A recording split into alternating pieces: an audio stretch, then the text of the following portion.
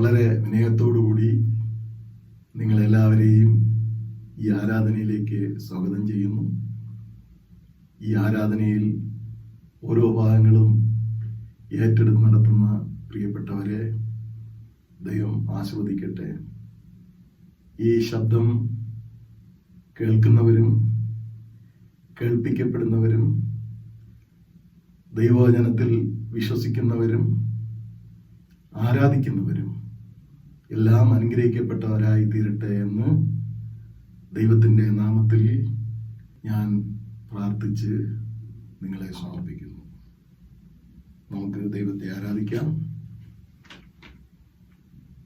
ദൈവം ആത്മാവാകുന്നു, അവൻ നമസ്കരിക്കുന്നവർ ആത്മാവിലും സത്യത്തിലും നമസ്കരിക്കണം. നമ്മുടെ പിതാവായ ദൈവത്തിങ്കൽ നിന്നും കർത്താവായ യേശുക്രിസ്തുവിങ്കൽ നിന്നും നിങ്ങൾക്ക് കൃപയും സമാധാനവും ഉണ്ടാകട്ടെ. ഇത് യഹോവ ഉണ്ടാക്കിയ ദിവസം, ഇന്ന് നാം സന്തോഷിച്ച് ആനന്ദിക്കാം. കർത്താവേ, ഞങ്ങളുടെ അധരങ്ങളെ തുറക്കണമേ, എന്നാൽ ഞങ്ങളുടെ വായ് നിന്റെ സ്തുതിയെ വർണ്ണിക്കും. പിതാവിനും പുത്രനും പരിശുദ്ധാത്മാവിനും മഹത്വം ഉണ്ടാകട്ടെ, ആദിയെങ്കിലും എപ്പോഴും എന്നേക്കുമുള്ള പ്രകാരം തന്നെ. ആമേൻ.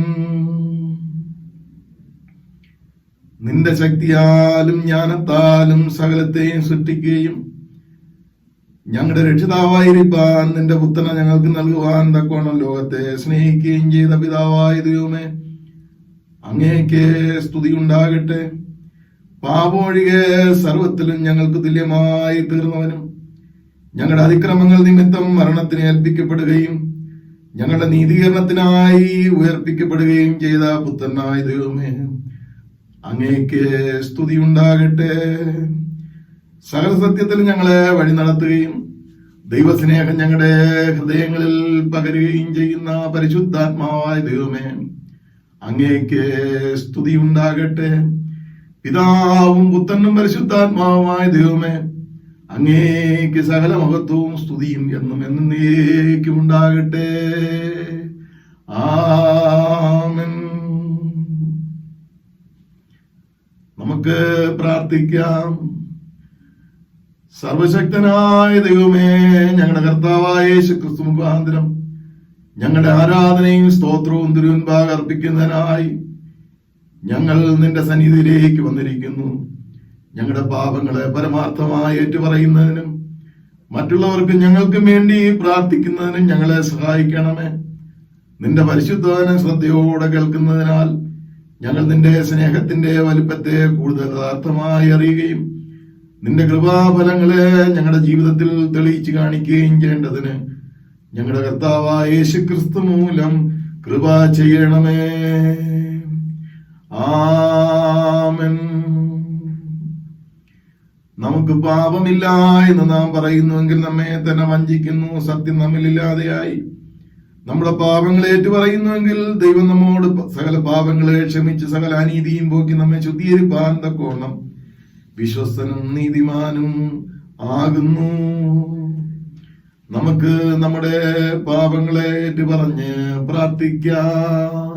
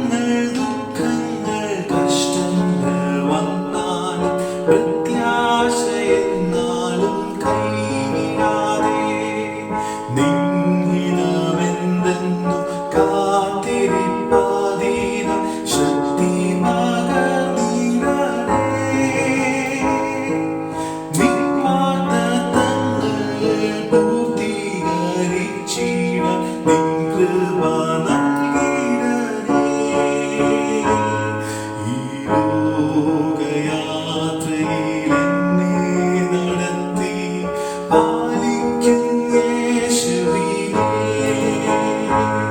ദിനം തോറും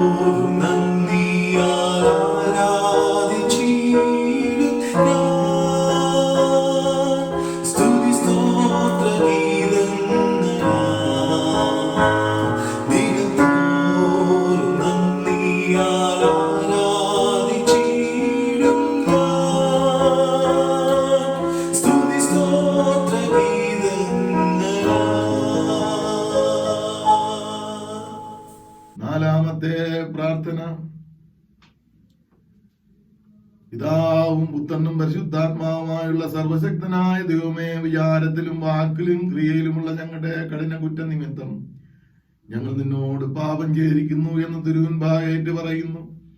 ഞങ്ങളോട് കരുണയുണ്ടാകണമെന്ന് ഞങ്ങൾ അവിടത്തോട് പ്രാർത്ഥിക്കുന്നു. സർവശക്തനായ ദൈവമേ, ഞങ്ങളോട് കരുണയുണ്ടായി ഞങ്ങളുടെ സകല പാപങ്ങളും ക്ഷമിച്ച് സകല ദോഷത്തിൽ ഞങ്ങളെ വിടുവിച്ച് സകല നന്മയിലും ഉറപ്പിച്ച് ബലപ്പെടുത്തി നിത്യജീവങ്കിലേക്ക് ഞങ്ങളെ പ്രവേശിപ്പിക്കണമേ. ആമേൻ. സർവശക്തനും കരുണയുള്ളവനുമായ കർത്താവും പാപങ്ങളുടെ മോചനവും മാപ്പും ജീവിതം ക്രമപ്പെടുത്തുന്നതിനുള്ള അവസരവും പരിശുദ്ധാത്മാവിന്റെ കൃപയും ആശ്വാസവും നമുക്കെല്ലാവർക്കും നൽകുമാറാകട്ടെ. ആമേൻ. ദൈവജന ശുശ്രൂഷ. കർത്താവിനെ സ്തുതിപ്പിൻ. കർത്താവിന്റെ നാമം സ്തുതിക്കപ്പെടട്ടെ.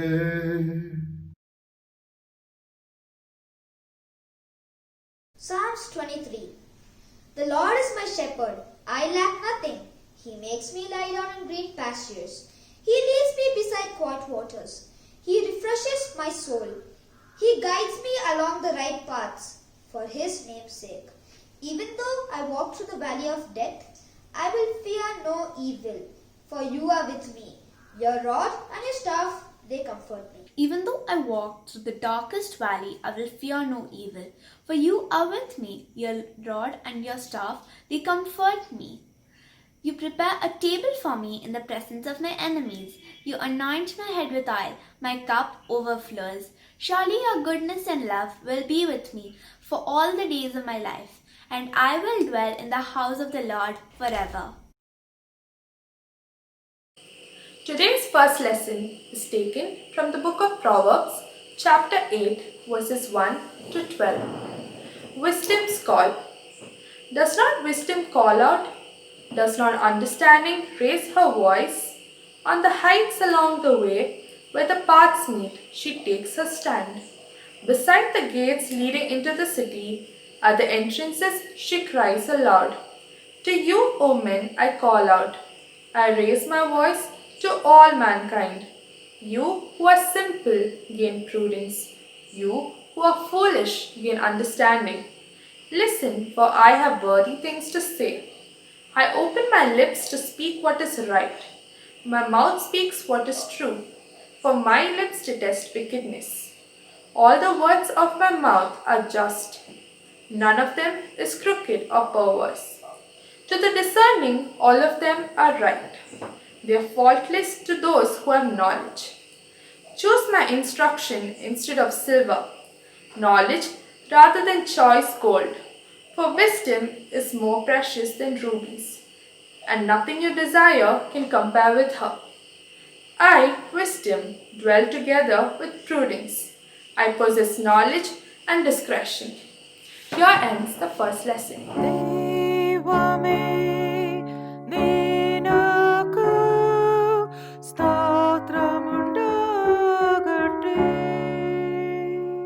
Today's responsive reading is taken from Psalms 119, verse 97 to 104. Psalm 119, verse 97 to 104. Oh, how I love your law! I meditate on it all day long. Your commandment makes me wiser than my enemies, for it is ever with me. I have more insight than all my teachers, for I meditate on your statutes. I understand more than the aged, for I keep your precepts. I have kept my feet from every evil path, so that I might obey your word. I do not turn aside from your rules, for you have taught me. How sweet are your words to my taste, sweeter than honey to my mouth. Through your precepts, I gain get understanding from your Therefore, precepts. Therefore, I hate every wrong false way. path. Psalms 119 verse 105 to 112. Psalms 119 verse 105 to 112. Your word is a lamp for my feet, a light on my path. I have taken an oath and confirmed it that I will follow your righteous laws. I have suffered much. Preserve my life, Lord, according to your word. Accept, Lord, the willing praise of my mouth and teach me your laws. Though I constantly take my life in my hands, I will not forget your law. The wicked have set a snare for me, but I have not strayed from your precepts. Your statutes are my heritage forever.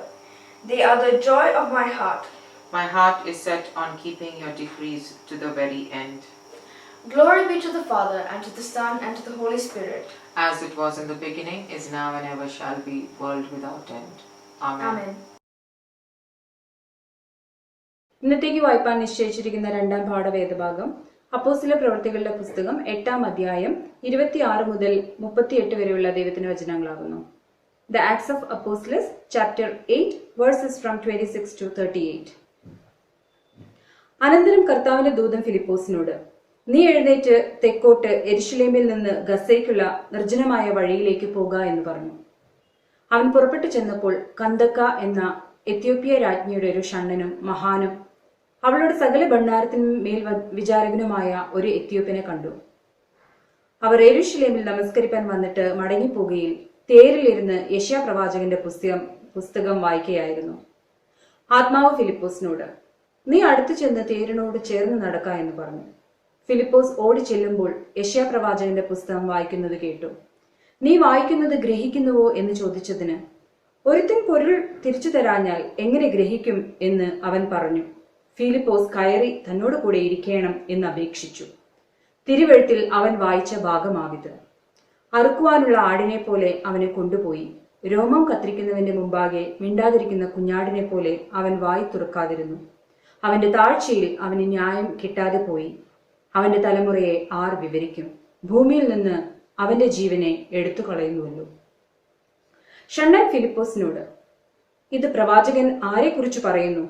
തന്നെക്കുറിച്ചോ മറ്റൊരുത്തിനെ കുറിച്ചോ എന്ന് പറഞ്ഞു തരയണം എന്ന് അപേക്ഷിച്ചു. ഫിലിപ്പോസ് ഈ തിരുവെഴുത്ത് ആധാരമാക്കി അവനോട് യേശുവിനെ കുറിച്ചുള്ള സുവിശേഷം അറിയിപ്പാൻ തുടങ്ങി. അവർ ഇങ്ങനെ വഴി പോകുമ്പോൾ വെള്ളമുള്ള ഒരു സ്ഥലത്ത് എത്തിയപ്പോൾ ഷണ്ണൻ, ഇതാ വെള്ളം, ഞാൻ സ്നാനമേൽക്കുന്നതിന് എന്ത് വിരോധം എന്ന് പറഞ്ഞു. അതിന് ഫിലിപ്പോസ്, നീ പൂർണ്ണ ഹൃദയത്തോടെ വിശ്വസിക്കുന്നുവെങ്കിൽ ആകാം എന്ന് പറഞ്ഞു. യേശു ക്രിസ്തു ദൈവപുത്രൻ എന്ന് ഞാൻ വിശ്വസിക്കുന്നു എന്ന് അവൻ ഉത്തരം പറഞ്ഞു. അങ്ങനെ അവർ തേര് നിർത്തുവാൻ കൽപ്പിച്ചു. ഫിലിപ്പോസും ഷണ്ണനും ഇരുവരും വെള്ളത്തിലിറങ്ങി. അവൻ അവനെ സ്നാനം കഴിപ്പിച്ചു. ഇവിടെ രണ്ടാം പാഠം വായിച്ച് അവസാനിച്ചു.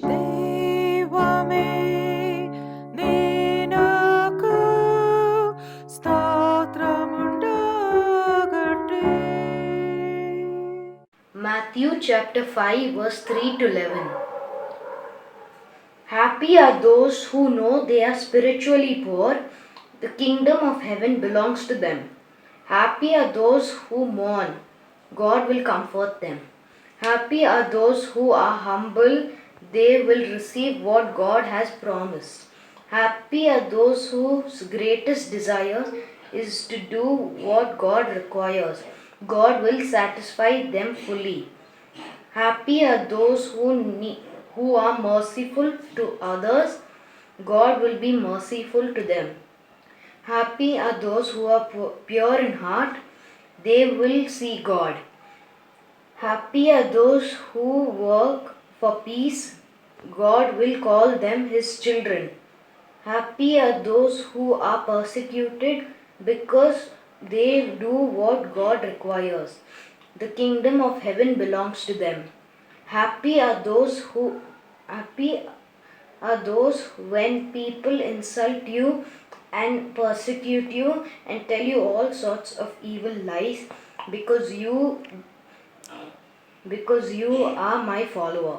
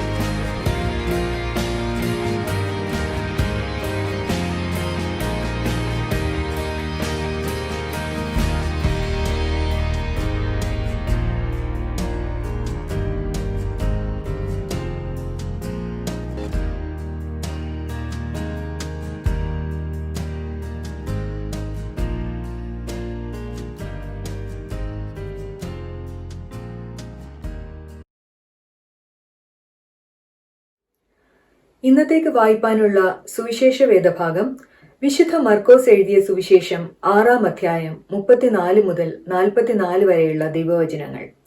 Mark chapter 6 versus 34-44. അവൻ പടകിൽ നിന്ന് ഇറങ്ങിയാറെ വലിയ പുരുഷാരത്തെ കണ്ടു. അവർ ഇടയനില്ലാത്ത ആടുകളെപ്പോലെ ആകൊണ്ട് അവരിൽ മനസ്സലിഞ്ഞു പലതും ഉപദേശിച്ചു തുടങ്ങി. പിന്നെ നേരം നന്നേ വൈകിട്ട് ശിഷ്യന്മാർ അവന്റെ അടുക്കൽ വന്നു. ഇത് നിർജ്ജന പ്രദേശമല്ലോ, നേരവും നന്നേ വൈകി. ഭക്ഷിപ്പാൻ ഇല്ലായകയാൽ അവർ ചുറ്റുമുള്ള കുടികളിലും ഊരുകളിലും ചെന്ന് ഭക്ഷിപ്പാൻ വല്ലതും കൊള്ളേണ്ടതിന് അവരെ പറഞ്ഞയക്കണം എന്ന് പറഞ്ഞു.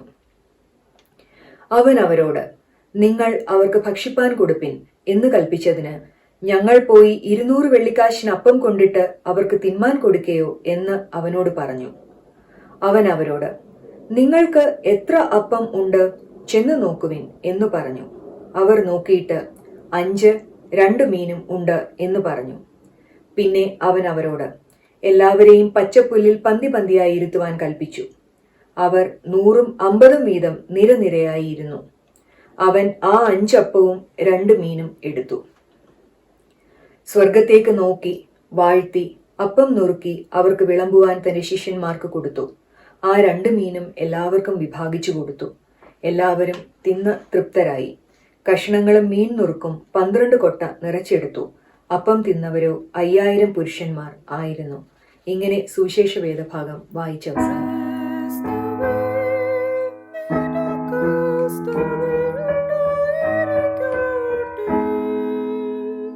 ഇന്നേക്കുള്ള പ്രത്യേക പ്രാർത്ഥന. ബർത്ത്ഡേസ് റോസ്റ്റിൻ പോൾ, നിഷാൻ മാത്യു, മറ്റ് ആവശ്യങ്ങളിലിരിക്കുന്നവരെയും പ്രത്യേക സ്തുതി സ്തോത്രങ്ങൾ അർപ്പിക്കുന്നവരെയും നമുക്ക് ഓർത്ത് പ്രാർത്ഥിക്കാം. സകല അനുഗ്രഹത്തിന്റെയും ഉറവിടമായ ഞങ്ങളുടെ കർത്താവേ, ഞങ്ങൾ ചോദിക്കുന്നതിലും നനയ്ക്കുന്നതിലും അത്യന്തപരമായി ഞങ്ങളിൽ ചെയ്യുന്ന കൃപയ്ക്കായി ഞങ്ങൾ ദൈവത്തെ സ്തുതിക്കുന്നു. കർത്താവേ, അവിടുത്തെ കൃപയിലും അനുഗ്രഹത്തിലും ദൈവം ഞങ്ങൾ നടത്തുന്ന കൃപയ്ക്കായി സ്തോത്രം. വിശേഷാൽ ആയുസിന്റെ വർധനവിൽ ദൈവത്തെ സ്തുതിക്കുന്ന പ്രിയപ്പെട്ടവരെ ഞങ്ങൾ ഓർക്കുന്നു, അവർക്ക് വേണ്ടി പ്രാർത്ഥിക്കുന്നു. നന്ദിയുള്ളവരായി ജീവിപ്പാൻ അങ്ങ് സഹായിക്കണമേ. പ്രവേശിച്ചിരിക്കുന്ന വർഷം അനുഗ്രഹത്തിന്റെയും സമാധാനത്തിന്റെയും സ്വസ്ഥതയുടെയും വർഷമായി തീരണമേ എന്ന് പ്രാർത്ഥിക്കുന്നു. സങ്കീർത്തനക്കാരൻ ഞങ്ങളെ പഠിപ്പിക്കുന്നത് പോലെ ഞങ്ങളും പ്രാർത്ഥിക്കുന്നു. എന്മനമേ ഹോയ വാഴ്ത്തുക, എന്റെ സർവാന്തരംഗമേ അവന്റെ ശുദ്ധാമത്തെ വാഴ്ത്തുക. എന്മനമേ ഹോയ വാഴ്ത്തുക, എന്റെ ഉപകാരങ്ങളൊന്നും മറക്കരുത്. ഞങ്ങളുടെ കർത്താവെ, പ്രത്യേകാൽ കഴിഞ്ഞ ആഴ്ചകളിൽ ഞങ്ങൾ തിരുസന്നിധിയിൽ അർപ്പിച്ച രോഗികൾക്ക് ദൈവം സൗഖ്യം നൽകിക്കൊണ്ടിരിക്കുന്ന കൃപയ്ക്കായി ദൈവത്തിന് സ്തോത്രം. അങ്ങേര് നന്മകൾ പ്രാപിച്ച് അങ്ങയെ സ്തുതിക്കുന്ന എല്ലാ പ്രിയപ്പെട്ടവരുടെ മേലും അവിടുത്തെ കൃപയും അനുഗ്രഹവും പകരണമേ എന്ന് പ്രാർത്ഥിക്കുന്നു. പ്രായം ചെന്നവരെയും രോഗത്തിലായിരിക്കുന്നവരെയും ദൂരത്തിലായിരിക്കുന്നവരെയും അടുത്തായിരിക്കുന്നവരെയും പ്രത്യേകാൽ ഈ രോഗത്തിന്റെ ബാധയിൽ ലോകം മുഴുവനും പരിഭ്രാന്തിയിലും വേദനയിലും ഇരിക്കുന്നവരെയും വേർപാടിന്റെ ദുഃഖത്തിൽ കർത്താവെ കരയുന്നവരെയും പ്രിയപ്പെട്ടവരൊന്നും നോക്കുവാൻ പറ്റുന്നില്ലല്ലോ, കാണുവാൻ കഴിയുന്നില്ലല്ലോ എന്ന് ചിന്തിച്ച് ദുഃഖിക്കുന്നവരെയും ഞങ്ങൾ ഓർക്കുന്നു. എത്രയും പെട്ടെന്ന് ഞങ്ങൾക്ക് ആശ്വാസവും കൃപയും തരയണമേ. തുറന്നുള്ള സമയത്തും അടുത്ത കൃപ ഞങ്ങളെ ഭരിക്കണമേ. യേശുവിന്റെ നാമത്തിൽ ഞങ്ങളുടെ പ്രാർത്ഥന കേൾക്കണമേ. ആമേൻ.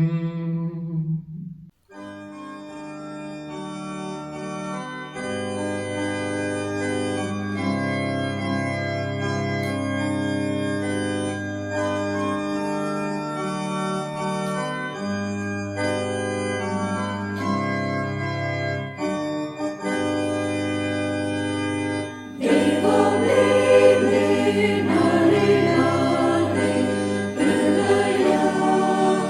Hare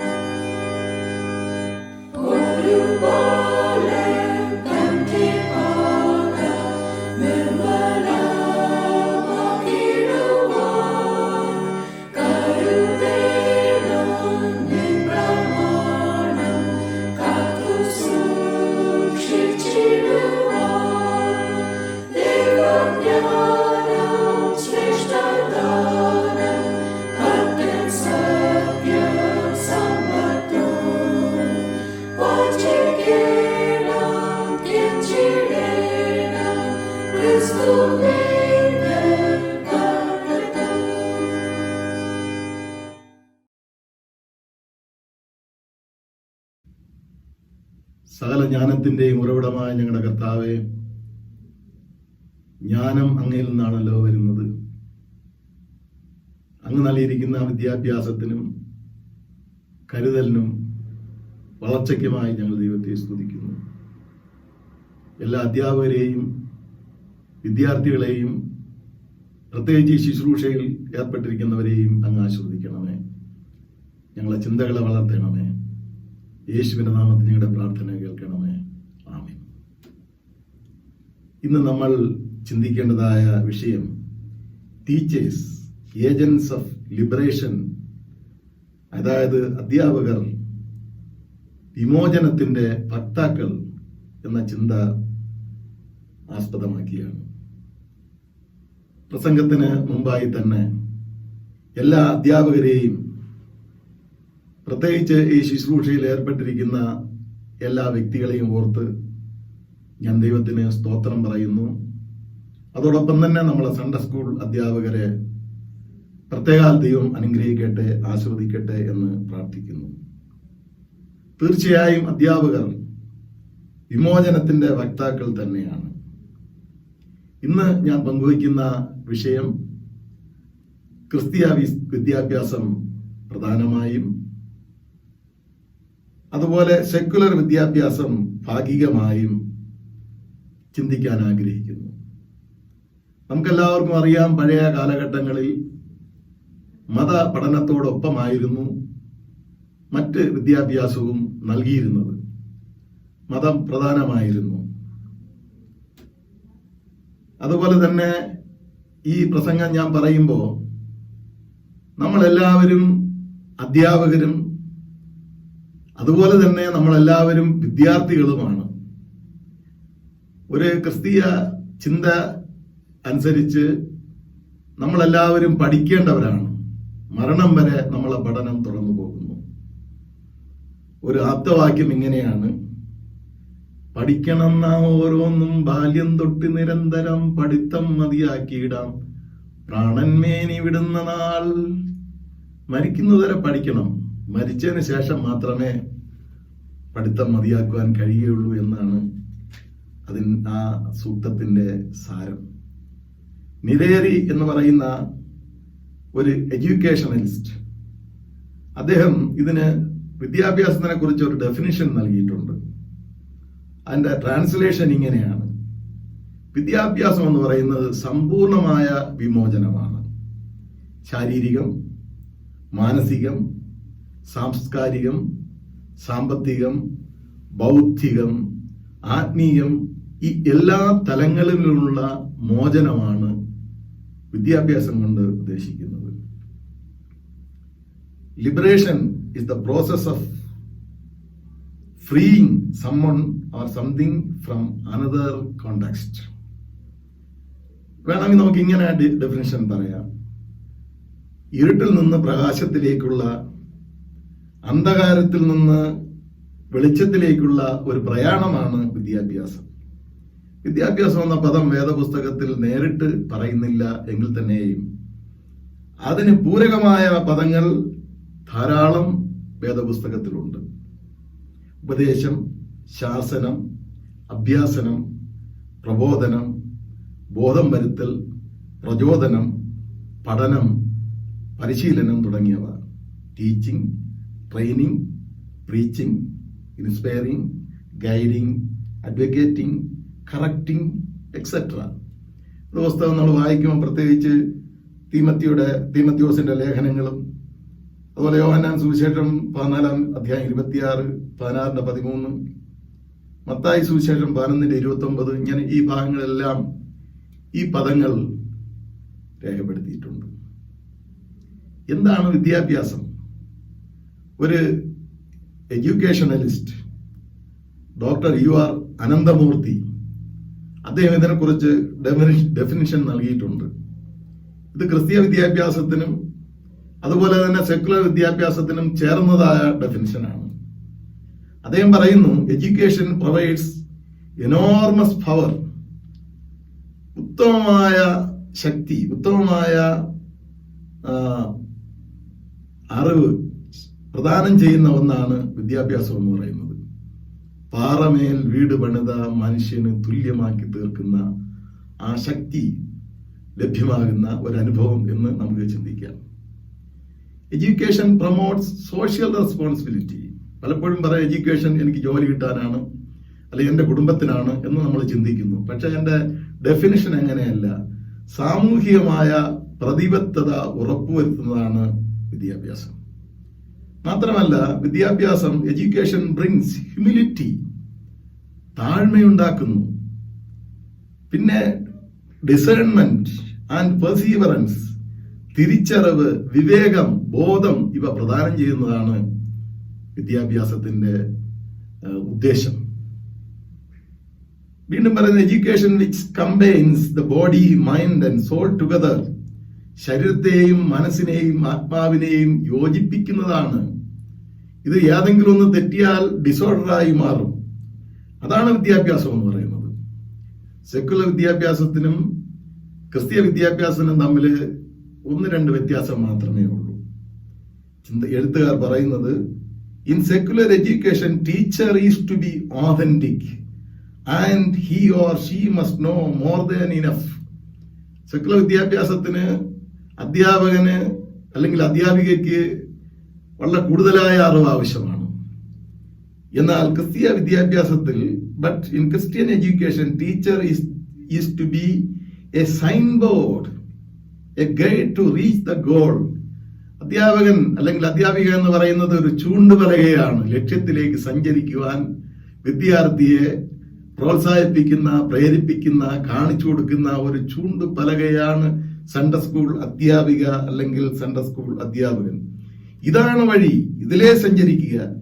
ഞാനും ഇതിലെയാണ് യാത്ര ചെയ്തുകൊണ്ടിരിക്കുന്നത്. സ്വന്തം ജീവിതം കൊണ്ടും കൂടെ വിദ്യാർത്ഥികളെ പഠിപ്പിക്കുവാൻ ബാധ്യസ്ഥരാണ് സൺഡേ സ്കൂൾ ടീച്ചേഴ്സ്, അധ്യാപകരെന്ന് സാരം. തീർച്ചയായിട്ടും സെക്കുലർ വിദ്യാഭ്യാസത്തിലും അങ്ങനെ സ്വന്തം ജീവിതത്തിലൂടെ കുട്ടികളെ ധാർമ്മികത പഠിപ്പിക്കുന്ന ധാരാളം അധ്യാപകരുണ്ട്. ഈസ്റ്റ് പരേഡ് പള്ളിയിലെ ഡെയ്സി ടീച്ചർ അതിന് ഒരു ഉദാഹരണമാണ്. ക്യൂനി കോൺവെന്റിൽ അവർ പഠിപ്പിച്ചുകൊണ്ടിരുന്നപ്പോൾ ഇപ്പോഴും വിദ്യാർത്ഥികൾ അവരെ ആദരിക്കുന്നുണ്ട്. അവര് മാത്സ് പഠിപ്പിച്ചു എങ്കിലും ജീവിതവും കൂടെ കുഞ്ഞുങ്ങളെ പഠിപ്പിച്ചു. അവരിൽ നിന്ന് കുഞ്ഞുങ്ങൾ പഠിച്ചു. കോത്താരി കമ്മീഷൻ റിപ്പോർട്ട് പറയുന്നതനുസരിച്ചിട്ട് the destiny of a student shapes in the classroom itself. വിദ്യാർത്ഥിയുടെ ഭാവി രൂപപ്പെടുന്നത് ക്ലാസ് റൂമിലാണ്. അതുകൊണ്ട് വളരെ ശ്രദ്ധിക്കേണ്ട ഒരിടമാണ് നാം കൈകാര്യം ചെയ്യുന്ന, നാം പഠിപ്പിക്കുന്ന ക്ലാസ് റൂമിന്റെ ആ ഒരു അനുഭവം.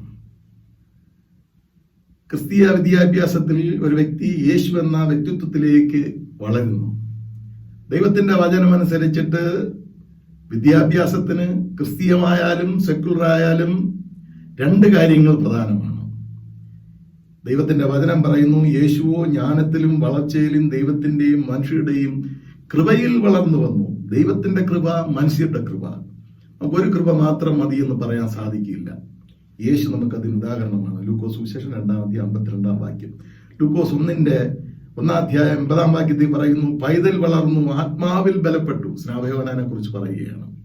അപ്പൊ ഇതെല്ലാം വളർച്ചയ്ക്ക് ഏറ്റവും ആവശ്യമാണ്. ബ്രാഡ്ലി എന്ന് പറയുന്ന ഒരു വ്യക്തി പറഞ്ഞിരിക്കുന്നത്, മനസാക്ഷിയും സ്നേഹവും തൊട്ടു തീണ്ടാത്ത ശാസ്ത്രവും അതിലൂടെ കരുത്തും സാങ്കേതികത്വവും നേടിയതും കൊണ്ട് എന്താണ് മേന്മ? അദ്ദേഹം പറയുന്നു, യേശുവിന്റെ പർവ്വത പ്രസംഗത്തിന്റെ സാരമറിയാതെ ഇതൊക്കെ നേടിയിട്ട് എന്താണ് കാര്യം എന്ന് അദ്ദേഹം പറയുന്നു.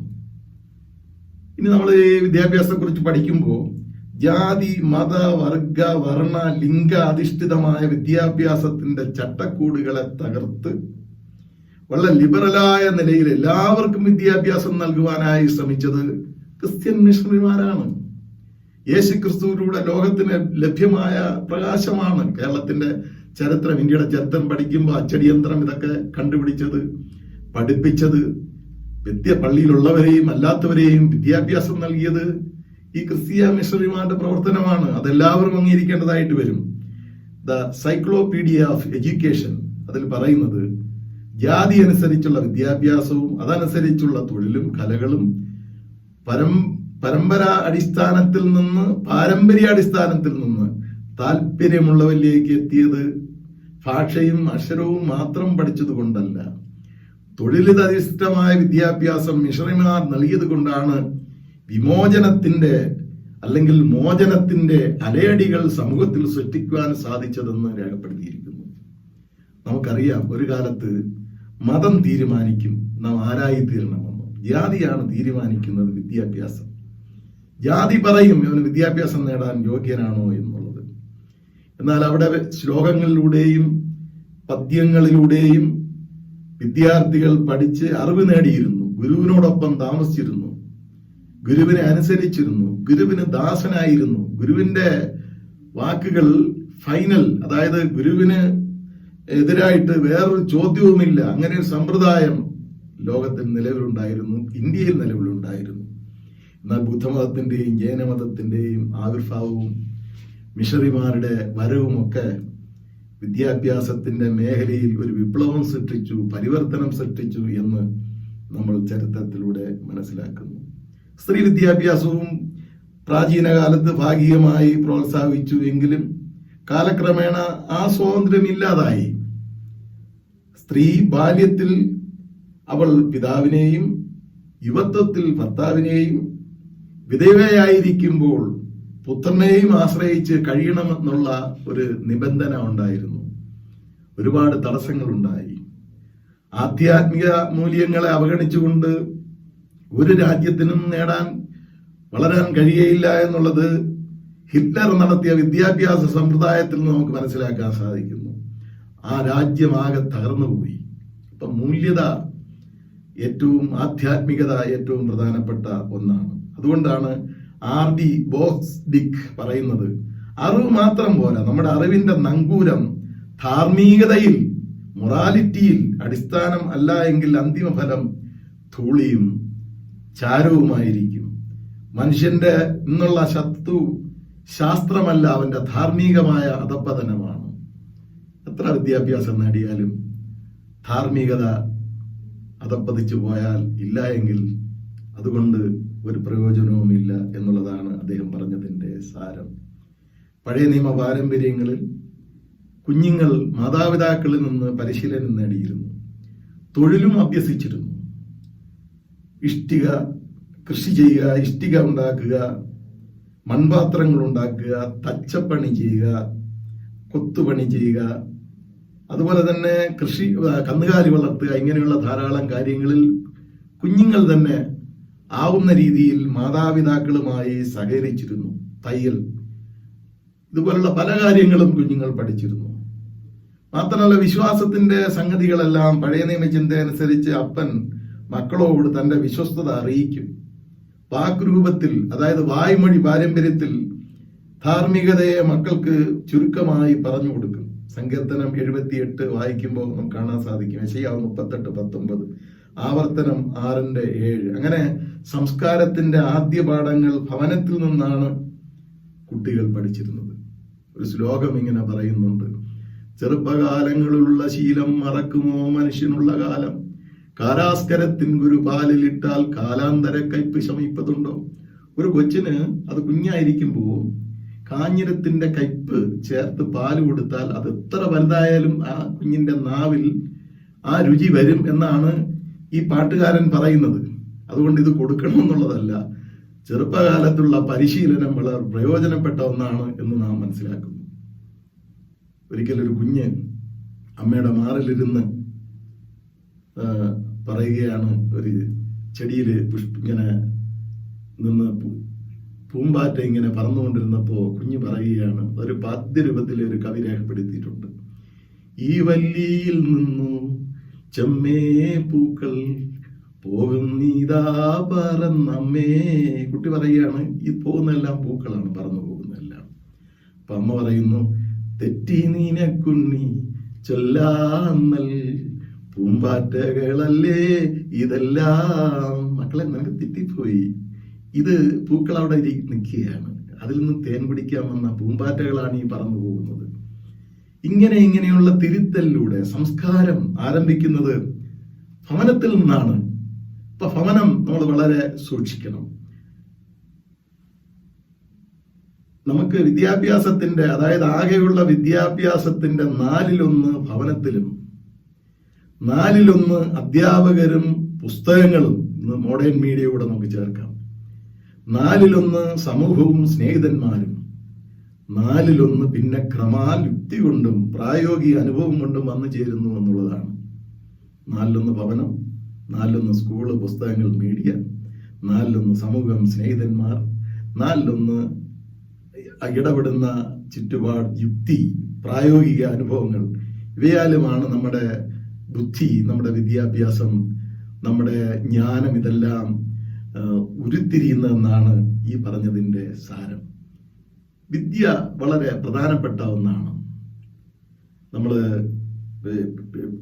ശലോമന്റെ പുസ്തകം വായിക്കുമ്പോൾ നമുക്ക് വിദ്യയെക്കുറിച്ച് വളരെ പ്രധാനപ്പെട്ട രീതിയിൽ അത് ഏറ്റവും പ്രയോജനമുള്ളതൊന്നാണ് എന്നാണ് അദ്ദേഹം പറയുന്നത്. അതിലേക്ക് വേണ്ടിയാണ്, ആ ജ്ഞാനത്തിന് വേണ്ടിയാണ് അദ്ദേഹം ദൈവത്തോട് പ്രാർത്ഥിച്ചത്. ഇങ്ങനെയാണ് പറയുന്നത്, വിദ്യാധനം സർവധനാൽ പ്രധാനം, എല്ലാത്തെക്കാളും പ്രധാനപ്പെട്ടതാണ് വിദ്യ.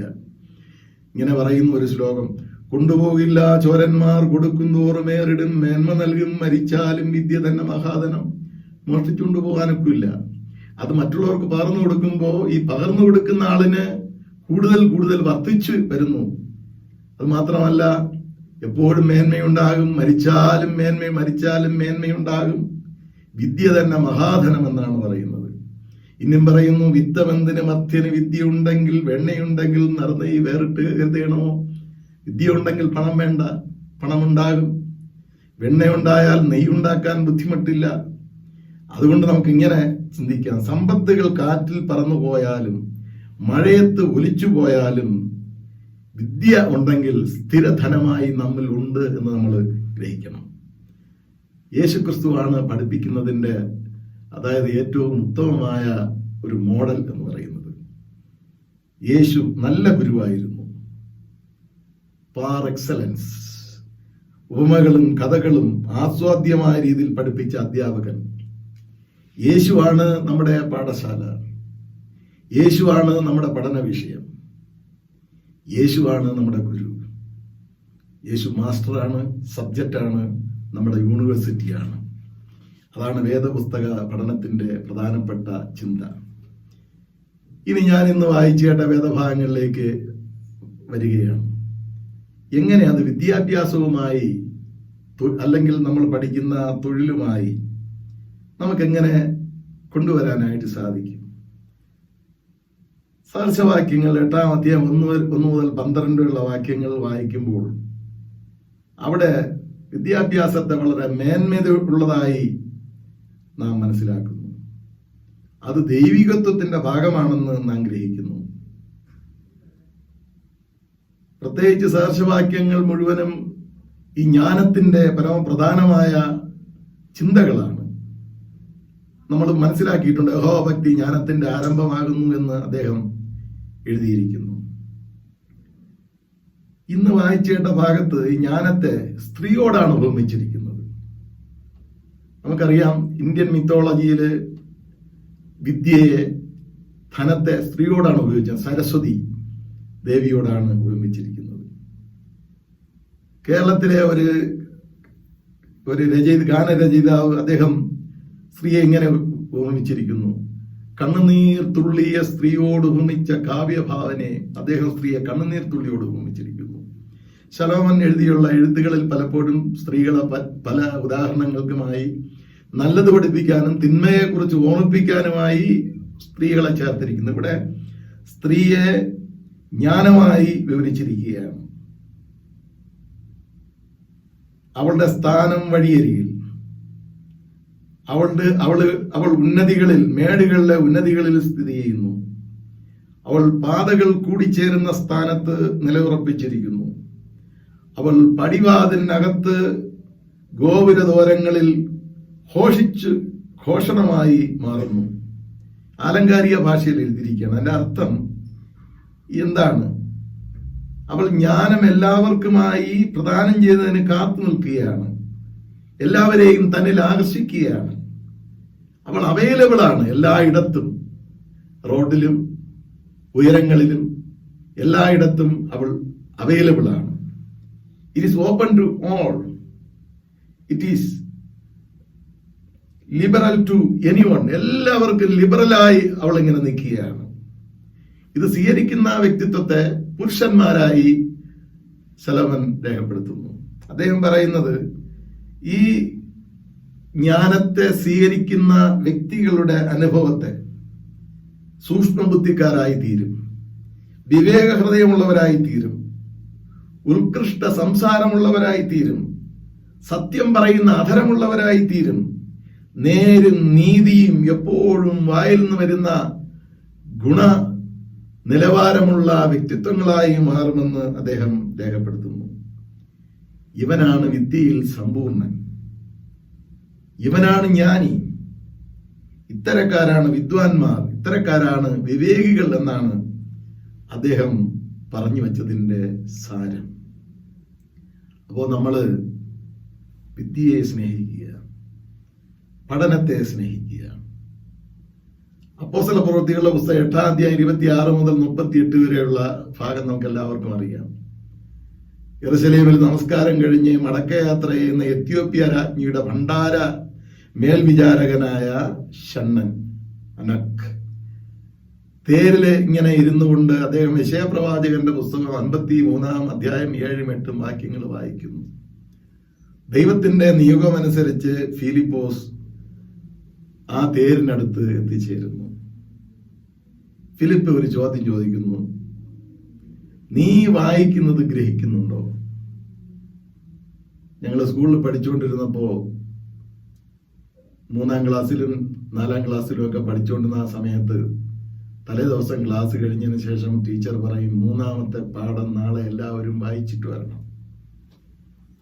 അടുത്ത ദിവസം ഞങ്ങളെല്ലാം ക്ലാസ്സിൽ ചെല്ലും. ടീച്ചർ ചോദിക്കും, ആരൊക്കെ പാഠം വായിച്ചു? ഞങ്ങളൊക്കെ വായിച്ചു. നിങ്ങൾക്ക് എന്ത് മനസ്സിലായി? കുറച്ചുപേർ മനസ്സിലായ ആയ രീതിയിൽ പറയും. എന്നിട്ട് നിങ്ങൾ വായിച്ചത് നിങ്ങൾക്ക് മനസ്സിലായോ? മനസ്സിലാവാത്തതിന് ടീച്ചർ എക്സ്പ്ലെയിൻ ചെയ്തു കൊടുക്കും. ഇവിടെ ഒരു പഠന രീതി അതാണ്. ഫിലിപ്പോസ് വരുന്നു, ഷണ്ണനോട് ചോദിക്കുന്നു, നീ വായിക്കുന്നത് ഗ്രഹിക്കുന്നുണ്ടോ?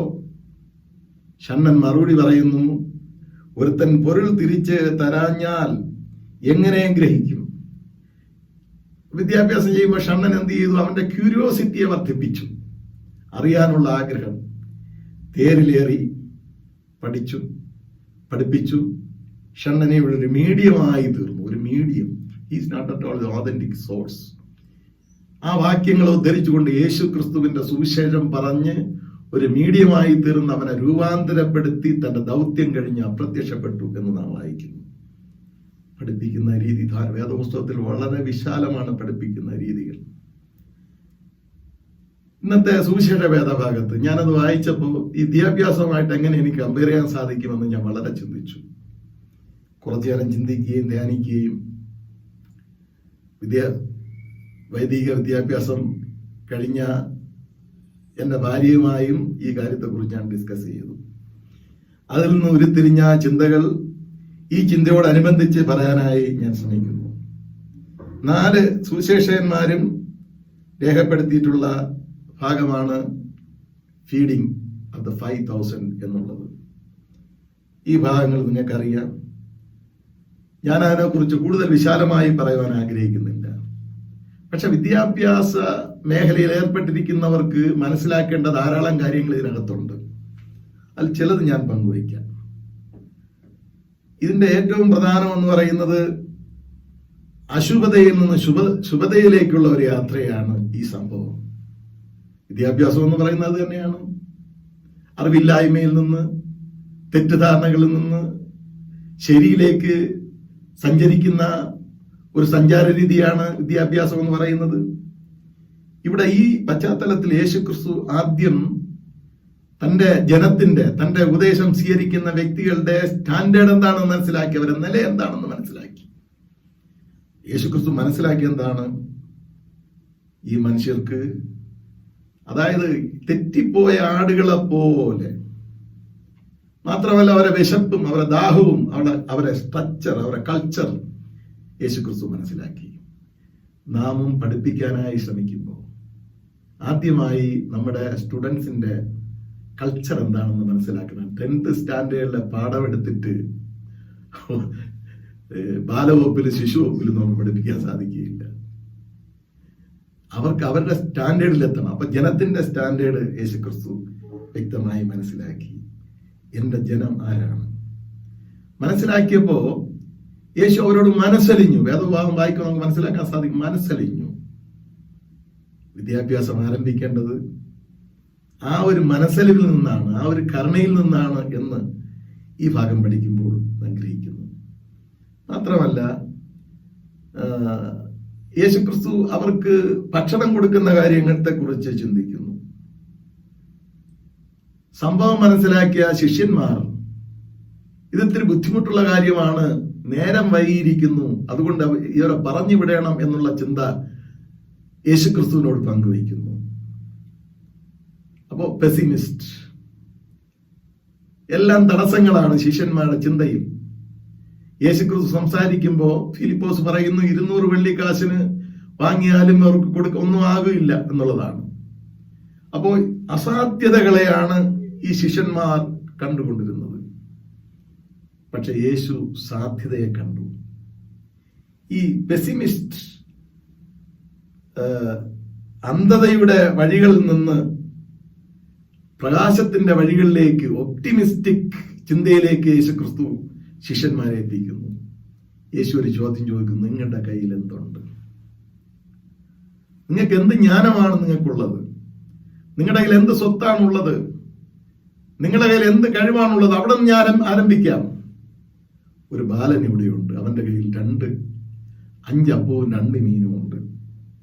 അതിനെ യേശുക്രിസ്തുവിന്റെ കരത്തിൽ സമർപ്പിച്ചു എന്ന് നാം അറിയുന്നു. യോഹന്നാന്റെ സുവിശേഷം 6-ാം അധ്യായം 7 മുതൽ 9 വരെയുള്ള വാക്യങ്ങൾ വായിക്കുമ്പോൾ ഞാൻ ഈ പറഞ്ഞ ചിന്തകൾ നിങ്ങളുടെ മനസ്സിനകത്ത് ബലപ്പെടും. കയ്യിലുള്ളത് സമർപ്പിക്കുവാനുള്ള ഒരു താല്പര്യം. വിദ്യാഭ്യാസം എന്തിനു വേണ്ടിയുള്ളതാണ്? സോഷ്യൽ നന്മയ്ക്ക് വേണ്ടിയുള്ളതാണ്. എന്റെ വിദ്യാഭ്യാസം എന്ന് പറയുന്നത് എനിക്ക് വേണ്ടി മാത്രമുള്ളതല്ല. എന്റെ കഴിവെന്ന് പറയുന്നത് എനിക്ക് വേണ്ടി മാത്രമുള്ളതല്ല, മറ്റുള്ളവർക്ക് വേണ്ടിയുള്ളതാണ്. അപ്പോൾ ജനത്തെ അറിയുക, ജനത്തിന്റെ കൾച്ചർ അറിയുക, അവരെ ആവശ്യം മനസ്സിലാക്കുക, അവരെ ആവശ്യം മനസ്സിലാക്കി ഇടപെടുക, ശിഷ്യന്മാരുടെ അന്ധതയെ മനസ്സിലാക്കുക, അവരെ പെസിമിസ്റ്റ് ചിന്തയിൽ നിന്ന് അവരെ ഒരു ഒരു ഒപ്റ്റിമിസ്റ്റിക് ചിന്തയിലേക്ക് നടത്തുക എന്ന ഒരു രീതി ആണ് നമുക്കിവിടെ കാണാൻ സാധിക്കുന്നത്. വീണ്ടും ആ സംഭവം കഴിയുന്നു. ചിട്ടയായി അവരെ ഇരുത്തുന്നു. 100, 50 എന്നീ ക്രമത്തിൽ ഇരുത്തുന്നു. പന്തി പന്തിയായി ഇരിക്കുന്നു. മിച്ചം വന്നത് ശേഖരിക്കുന്നു. ഡിസിപ്ലിൻ, ഒരു സാമൂഹിക മര്യാദകളോടെ പഠിപ്പിക്കുന്നു. കണ്ണു തുറന്ന് വായിക്കുമ്പോൾ എന്തെല്ലാം കാര്യങ്ങൾ ആ അനുഭവത്തിലൂടെ നമുക്ക് വായിച്ചെടുക്കാനായി സാധിക്കുന്നു. അറിയുന്നു, ആളുകളെ അറിയുന്നു, ആളുകളെ മനസ്സിലാക്കുന്നു, അവരെ അന്ധത അറിയുന്നു. എന്നിട്ട് അവരെ പ്രകാശത്തിലേക്ക്, അനുഗ്രഹത്തിലേക്ക് നടത്തുന്നു. എല്ലാറ്റിലുപരിയായി അപ്പം വാഴ്ത്തുന്നതും നുറുക്കുന്നതും ഇന്നുവരെയും യേശു പഠിപ്പിച്ച മാതൃകയായി സഭ കണ്ടുവരുന്നു. ആ കാഴ്ച കാണുമ്പോഴാണ് നമ്മുടെ കണ്ണുകൾ തുറക്കുന്നത്, നമുക്ക് ബോധം വരുന്നത് എന്ന് ഗ്രഹിക്കാനായി സാധിക്കുന്നു. ആരെയും മാറ്റി നിർത്തുന്ന ഒരു വ്യവസ്ഥയല്ല വിദ്യാഭ്യാസം എന്ന് പറയുന്നത്. ഞാൻ 2 ഉദാഹരണങ്ങൾ പറഞ്ഞ് എൻ്റെ പ്രസംഗം അവസാനിപ്പിക്കാം. ബെഞ്ചമിൻ വെസ്റ്റ്, അദ്ദേഹം 25-ാമത്തെ വയസ്സിൽ അദ്ദേഹത്തിന് രാജാവിൽ നിന്ന് അവാർഡ് ലഭിച്ചു. ബെസ്റ്റ് ആർട്ടിസ്റ്റ് എന്നുള്ള ഒരു അവാർഡ് അദ്ദേഹത്തിന് ലഭിച്ചു. ആ അവാർഡ് വാങ്ങിയതിന് ശേഷം അദ്ദേഹം പറഞ്ഞു, my mother's kiss made me A painter. എൻ്റെ അമ്മയുടെ ചുംബനമാണ് എന്നെ ഈ നിലയിൽ എത്തിച്ചത്. ആ സംഭവം ഉണ്ടായി. കുഞ്ഞായിരിക്കുമ്പോൾ ബാലനെ മുറിയിലിട്ട് പൂട്ടി അമ്മ പുറത്തുപോയി സാധനം വാങ്ങി തിരികെ വന്നപ്പോൾ മഷി പൊട്ടിച്ച് ചുവരിലും കരത്തിലും തുണ്ട് പേപ്പറിലും തറയിലും ഇങ്ങനെ മഷി കുളിച്ച് നിൽക്കുന്ന ഒരു മകനെ കാണാൻ സാധിച്ചു. വളരെ വിരൂപമായ ഒരു മകൻ. ആ അമ്മ വിഷണ്ണനായി നിൽക്കുന്ന ആ മകനെ അണച്ച് അവനെ കോരിയെടുത്ത് ചുംബിച്ചു. അവന്റെ ആ പ്രവൃത്തിയെ അഭിനന്ദിച്ചു. പിൽക്കാലത്ത് വരകളുടെ ലോകത്തിൽ അവരൊരു വിസ്മയമായി തീർന്നു എന്ന് നാം അദ്ദേഹത്തിന്റെ ചരിത്രം പഠിക്കുമ്പോൾ മനസ്സിലാക്കാൻ സാധിക്കുന്നു. അമ്മയുടെ ചുംബനം എന്നെ വലുതാക്കി, വരകളുടെ ലോകത്തിൽ എന്നെ ഉന്നതനാക്കി. നമ്മുടെ മുമ്പിൽ ലഭിക്കുന്ന കുഞ്ഞുങ്ങൾ, വിദ്യാർത്ഥികൾ ശ്രദ്ധയോടുകൂടി കാണാനായി നാം ശ്രമിക്കണം. മറ്റൊരു സംഭവം നമുക്ക് എല്ലാവർക്കും അറിയാം. തോമസ് ആൽവ എഡിസൺ, അദ്ദേഹം സ്കൂളിൽ പോയി സ്കൂൾ അറ്റൻഡ് ചെയ്ത് തിരിച്ച് വന്നപ്പോൾ ടീച്ചർ ഒരു ലെറ്റർ കൊടുത്തയച്ചു. ആ ലെറ്റർ ഇങ്ങനെയാണ്: your son is mentally deficient. We cannot let him attend our school anymore. He is expelled. അവൻ കഴിവില്ലാത്തവനാണ്, മെന്റലി ഇല്ലാണ്, അവനെ ഇനി ഒരിക്കലും ഈ സ്കൂളിൽ പഠിപ്പിക്കുവാൻ സാധിക്കുന്നില്ല. അങ്ങനെ അവനെ തിരിച്ചയച്ചു. പക്ഷെ ആ ലെറ്റർ പൊട്ടിച്ച് അമ്മ വായിച്ചു. അമ്മയുടെ കണ്ണിൽ കൂടി കണ്ണുനീരൊഴുകുകയാണ്. മകൻ ചോദിച്ചു, എന്താണ് അമ്മ കരയുന്നത്? അമ്മ ഇങ്ങനെ പറഞ്ഞു, ഈ ലെറ്ററിൽ ഇങ്ങനെ എഴുതിയിരിക്കുന്നു: your son is A genius. The school is too small for him and doesn't have good enough teachers to train him. Please teach him yourself. എന്ന് എഴുതിയിരിക്കുകയാണ് മക്കളെ എന്ന് അമ്മ മകനോട് പറഞ്ഞു. ആ അമ്മ മകനെ പഠിപ്പിച്ചു. നിങ്ങൾക്ക് എല്ലാവർക്കും അറിയാം, തോമസ് ആൽവ എഡിസൺ സ്കൂളിൽ നിന്ന് തിരിച്ചുവിട്ട ആ ബാലൻ വളർന്ന് കണ്ടുപിടുത്തങ്ങളുടെ ലോകത്തിലെ മഹാവിസ്മയമായി മാറി. അമ്മയുടെ സ്നേഹം. കുറെ കാലം കഴിഞ്ഞു, അമ്മ മരിച്ചു. ആ ടേബിൾ ഒന്ന് നീറ്റാക്കാനായി തോമസ് ആൽവ എഡിസൺ ആ ടേബിൾ തുറന്നപ്പോൾ ആ കത്ത് കണ്ടു. ഞാൻ നേരത്തെ അറിയിച്ച കത്തിന്റെ ഭാഗം അവൻ വായിച്ചു. അതിനുശേഷം അദ്ദേഹത്തിന്റെ ഡയറിയിൽ ഇങ്ങനെ എഴുതി: Thomas Alva Edison was an adult, mentally ill child that by a hero mother became genius of the country.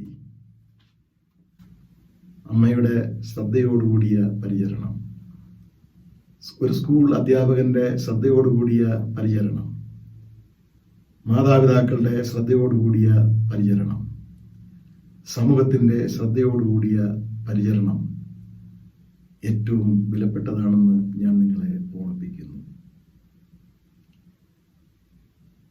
നമുക്ക് തീർച്ചയായിട്ടും പറയാം, ടീച്ചേഴ്സ് വിമോചനത്തിന്റെ വക്താക്കളാണെന്ന് നമുക്ക് തീർച്ചയായിട്ടും പറയാം. വളരെ വിശാലമായ ഒരു വിഷയമാണ്, ധാരാളം പറയുവാനുണ്ട്. നിങ്ങളെ ചിന്തകളെ ദൈവം ശക്തീകരിക്കട്ടെ. നിങ്ങളോട് മക്കളോടുള്ള ധാരണ വളരട്ടെ. ഇത് പ്രസംഗിക്കുമ്പോഴും ഞാനും പലപ്പോഴും സങ്കുചിതനായി പോയി, അറിവില്ലായ്മ നിമിത്തം. അത് നിമിത്തം എൻ്റെ മക്കളെ ഓർത്ത് ഞാൻ ദുഃഖിക്കുന്നു. ചിലപ്പോൾ സഭയിലും കുഞ്ഞുങ്ങളെ പലതരത്തിലുള്ള കുസൃതികൾ കാണിക്കുമ്പോൾ പെട്ടെന്ന് ദേഷ്യം വരും.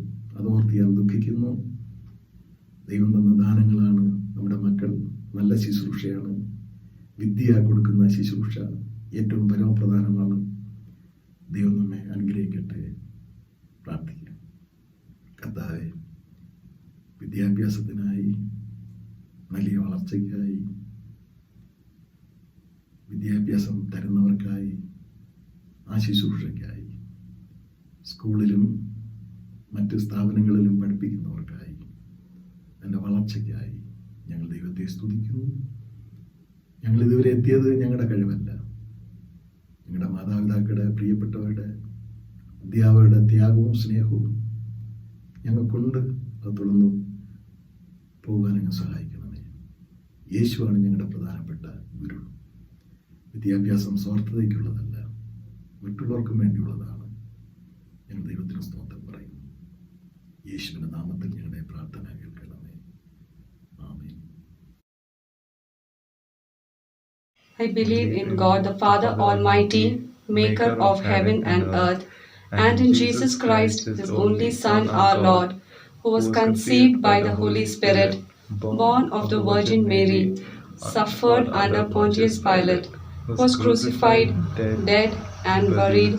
He descended into hell. The third day he rose again from the dead. He ascended into heaven and sitteth on the right hand of God, the Father Almighty. From thence he shall come to judge the quick and the dead. I believe in the Holy Spirit, the Holy Catholic Church, the communion of saints, the forgiveness of sins, the resurrection of the body, and the life everlasting. Amen. All good gifts around us are sent from heaven above. So we lift our hearts up to you, God, in praise and thanksgiving. As we count our blessings and acknowledge your goodness, our hearts go out to those who do not have and who are in need. We thank you for plentiful harvest and ask that you supply the needs of those who are hungry. We thank you for the jobs that provide for our families and supply the needs of our society. And pray that you would care for those who have no work or the dignity and purpose it brings. We thank you for the opportunities and choices, for meaning and challenges, and pray that you would give a sense of purpose to those who feel trapped. We thank you for all our teachers. Thank you for the way in which they give themselves each day in classroom, serving and instructing the next generation of this land. And pray that you would raise up more teachers around the world with godly standards. We thank you for family and friends who love us and care for us, and pray that you would befriend those who are alone. The abundance of the harvest is a symbol of abundance of your love in our lives. May we live in a spirit of gratitude to you and generosity to our neighbor. Loving God, in this season and all year long, give to us the gift of a thankful heart, so that we may acknowledge you as the giver of all that is good in our lives. In the name of Jesus we ask it. Amen.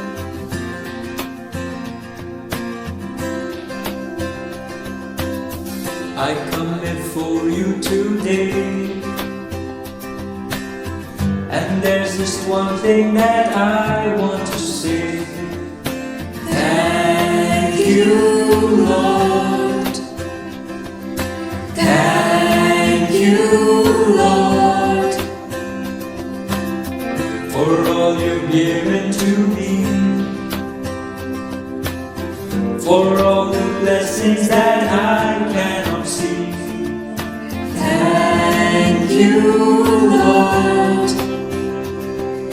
Thank you, Lord. With a grateful heart, with a song of praise, with an outstretched arm, I will bless your name. Thank you, Lord. I just want to thank you, Lord. Thank you, Lord. I just want to thank you, Lord. Thank you, Lord.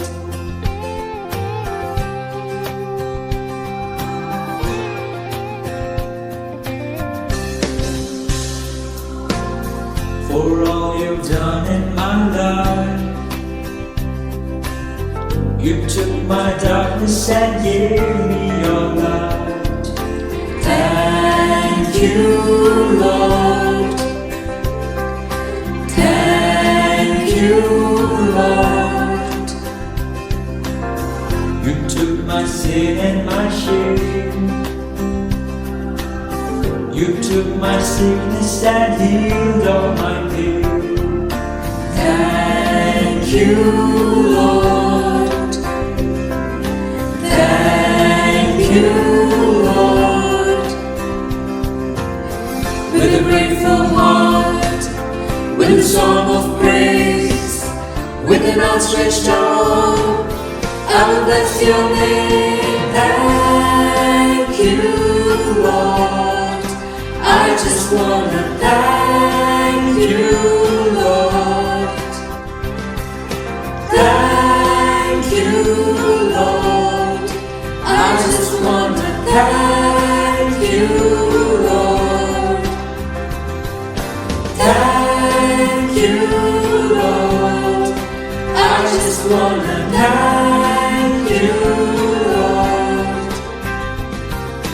Thank you, Lord. I just wanna thank you, Lord. Thank you, Lord.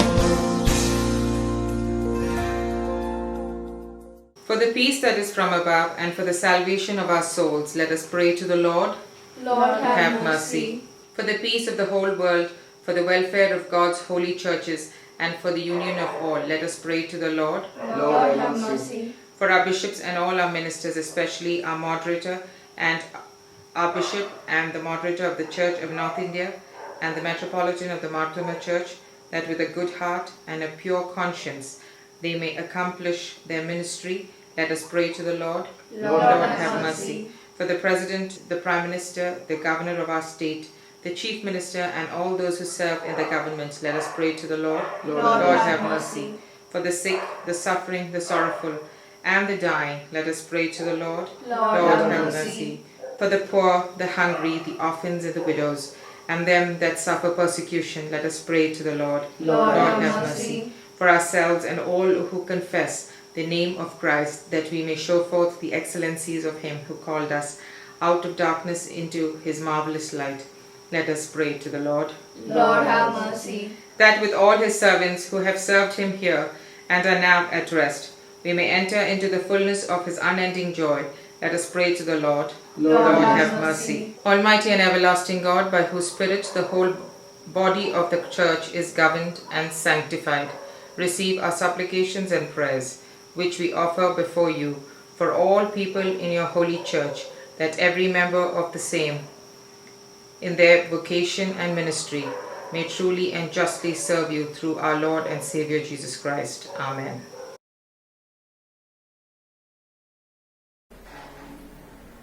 Almighty God, Father of all mercies, we thine unworthy servants do give thee most humble and hearty thanks for all thy goodness and loving kindness to us and to all men. We bless thee for our creation, preservation, and all the blessings of this life, but above all, for thine inestimable love in the redemption of the world by our Lord Jesus Christ, for the means of grace and for the hope of glory. And we beseech thee, give us that due sense of all thy mercies, that our hearts may be unfeignedly thankful, and that we show forth thy grace, not only with our lips, but in our lives, by giving up ourselves to thy service, and by walking before thee in holiness and righteousness all our days, through Jesus Christ our Lord, to whom with thee and the Holy Spirit be all honor and glory, world without end. Amen. Glory be to God. Welcome one and all in the precious name of our Lord and Savior, Jesus Christ. 13th September, the coming Sunday, would be celebrated as Women's Sunday. May I request all women of our congregation to take an active part in the worship. Our project is progressing well by the grace of God. Continue to uphold the cause in your prayers. I also request you to uphold our beloved Pati Auntie in your prayers, who is admitted to Manipal Hospital in Whitefield with COVID-related issues. Continue to pray for her and for all the senior members of our congregation. Thank you, Achin, choir master and choir, for bringing us this wonderful worship. Thank you. God bless us all. Our Father, which art in heaven, hallowed be thy name. Thy kingdom come, thy will be done, in earth as it is in heaven. Give us this day our daily bread, and forgive us our debts, as we forgive our debtors. And lead us not into temptation, but deliver us from evil. For thine is the kingdom, and the power, and the glory, forever. Amen. ആശീർവാദം. സകല ബുദ്ധിയെയും കവിയുന്ന ദൈവസമാധാനം നമ്മുടെ ഹൃദയങ്ങളെയും നിലവുകളെയും ക്രിസ്തയേശുവിൽ കാക്കട്ടെ. ഇങ്ങനെ പിതാവും പുത്രനും പരിശുദ്ധാത്മാവുമായുള്ള സർവശക്തനായ ദൈവത്തിന്റെ അനുഗ്രഹം നമ്മുടെ ഇടയിലുണ്ടായി നാം എല്ലാവരോടും കാലാവസാനം കൂടാതെ ഉണ്ടായിരിക്കുമാറാകട്ടെ. ആമേൻ.